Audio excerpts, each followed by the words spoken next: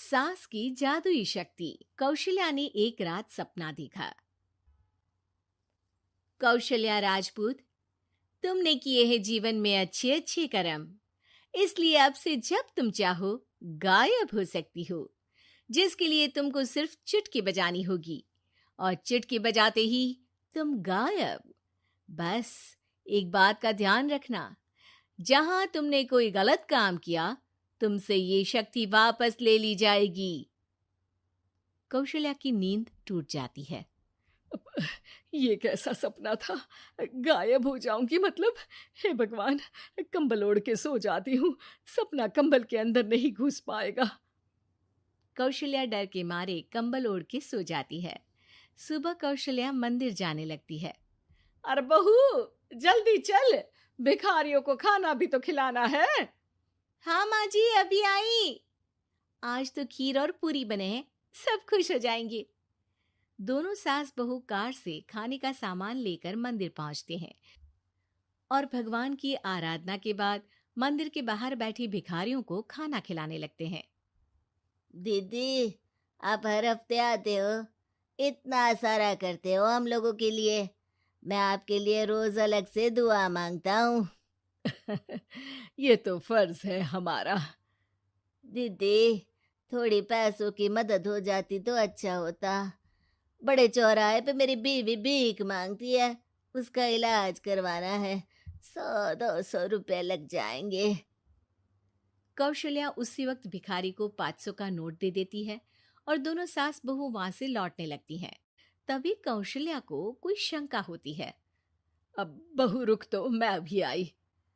कौशल्या वापस वहीं जाती है तो देखती है कि भिखारी वहां है ही नहीं। कौशल्या को रात का सपना याद आता है। वो चुटकी बजा के गायब हो जाती है और सीधे भिखारी के पास पहुंचती है, पर भिखारी को वो दिखाई नहीं देती। कौशल्या देखती है कि भिखारी उन पैसों से शराब खरीद रहा है और कौशल्या उसे वहीं एक चाटा मारती है। अरे कौन है बे?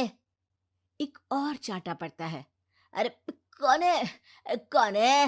हिम्मत है तो सामने आओ। भिखारी को झूठ बोलने पर तड़ातड़ चांटे पड़ते हैं। वो वहां से भाग खड़ा होता है।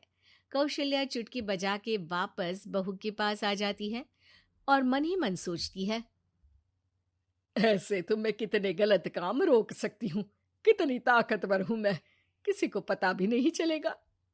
सासू माँ, आप क्या सोच रही हो? अब कुछ नहीं, कुछ भी तो नहीं। ठीक है, मुझे ना थोड़े पैसों की जरूरत थी।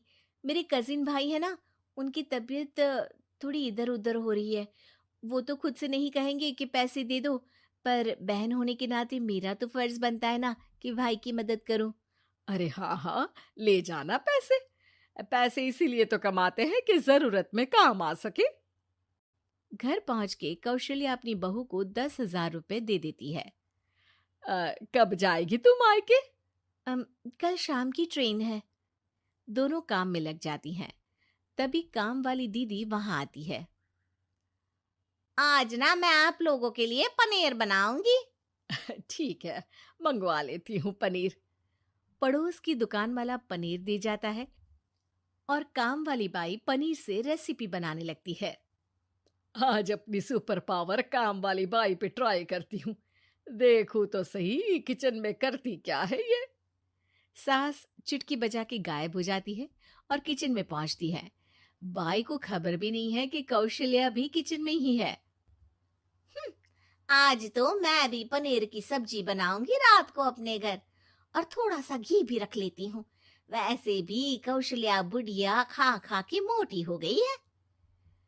कौशल्या बाई की चोरी पकड़ लेती है और गुस्से में बाई की चोटी ऊपर उठा देती है। बाई को समझ भी नहीं आता कि उसकी चोटी खड़ी कैसे होगी।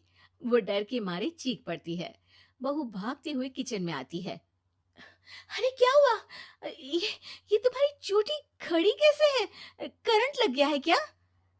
पता नहीं, शायद किचन में ना भूत है।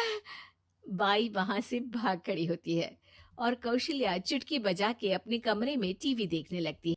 बहू वहां जाती है। माँ जी, किचन में ना भूत है, बाई भाग गई।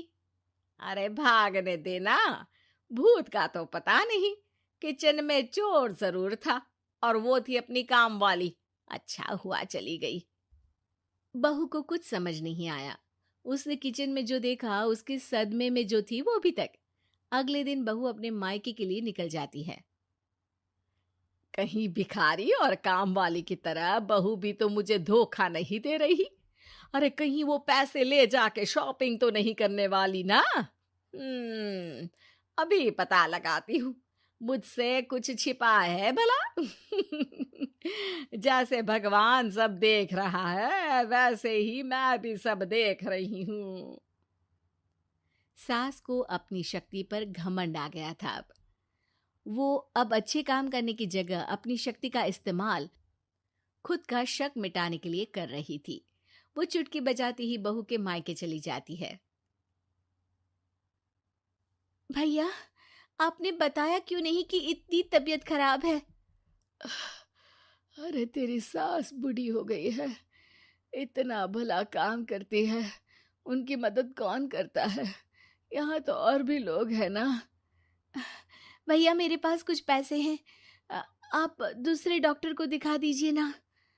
अरे मुझे लगता है कि मेरा टाइम आ गया है, मुझे जाना होगा।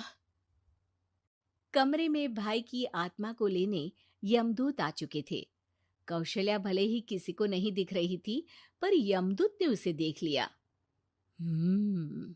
यही आत्मा है शायद, परछाई दिख रही है, पहले ही तैयार खड़ी है। अरे आप कौन हो? यमराज का नाम सुना है? हैं? आप यमराज हो क्या? नहीं, हम उनके यहाँ जॉब करते हैं, आत्मा उठा के ले जाते हैं डिलीवरी वाले। चलो अब तुम्हारा टाइम पूरा हो गया। अरे आप शायद ना वो बिस्तर पर पड़े आदमी की आत्मा को लेने आए हो। मैं तो बस यहाँ देखने आई थी कि मेरी बहू कहीं मुझसे पैसे लेकर शॉपिंग करने तो नहीं चली गई ना। मतलब तुम्हारे पास शक्ति है गायब होने वाली? हाँ। तुम ऐसे तुच्छ काम में उपयोग कर रही हो ऐसी दिव्य शक्ति का। अब तो तुमको ही लेके जाऊंगा। अरे नहीं नहीं, कल मुझे किटी पार्टी में भी तो जाना है। अब नरक में ही करना किटी पार्टी। नहीं नहीं नहीं। 3 बार नहीं क्यों बोल रही हो? टीवी सीरियल चल रहा है क्या एकता कपूर का? अरे प्लीज मुझे जाने दो। आप तो उस बीमार आदमी की आत्मा को लेने आए थे ना। गलत डिलीवरी करोगे तो यमराज डांटेगा ना।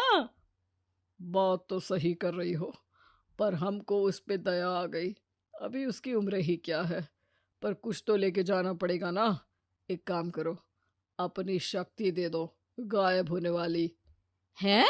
अरे क्यों? तुम पृथ्वीलोक का भ्रष्टाचार रोक सकती थी, चोरी रोक सकती थी, अरे कोरोना रोक सकती थी, पर तुमने अपनी बहू की जासूसी करना शुरू कर दिया। अरे लेकिन किंतु परंतु। यमदूत सास की शक्ति लेके वापस चले जाते हैं। कौशल्या की परछाई हवा से नीचे गिरती है और जमीन पे आते आते कौशल्या का शरीर सामने आ जाता है। अरे लग गई, कितने ऊपर से फेंका। माँ जी, आप यहाँ ऊपर से कैसे गिरी? अरे समधन जी, आप अचानक कमरे में। सब घबरा जाते हैं। सास बहू को सारी बात बता देती है। ये लो आपके 10,000 रुपये। आपको मुझ पे इतना भी भरोसा नहीं है? अरे बहन, मुझे दर्द नहीं हो रहा है, अब अचानक से सब अच्छा होने लगा है। अरे तो फिर बिस्तर से उठ जाओ और मुझे लेटने दो। गिरी हूं ऊपर से तो पूरा बदन दुख रहा है। भाई को तो यमदूत ठीक करके जाते हैं, पर कौशल्या देवी दर्द के मारे बिस्तर पर आ जाती हैं।